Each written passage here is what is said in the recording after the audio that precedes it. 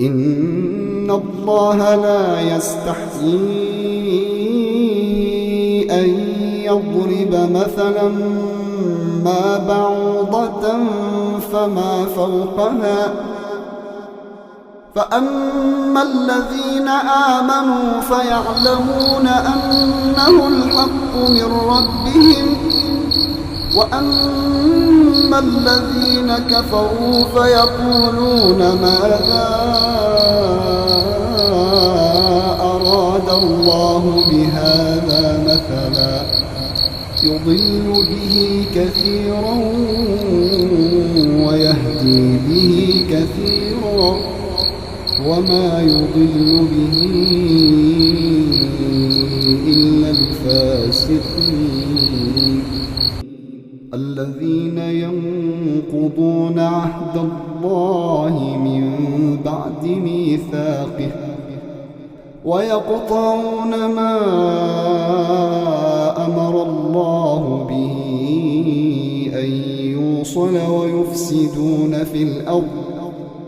أولئك هم الخاسرون كيف تكفرون بالله وكنتم أمواتا فأحياكم ثم يميتكم ثم يحييكم ثم إليه ترجعون هو الذي خلق لكم ما في الأرض جميعا ثم استوى إلى السماء فسواهن 7 سماوات وهو بكل شيء عليم وإذ قال ربك للملائكة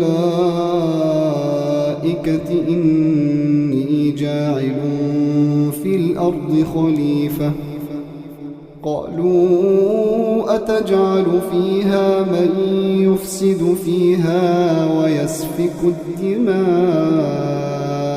ونحن نسبح بحمدك ونقدس لك قال إني أعلم ما لا تعلم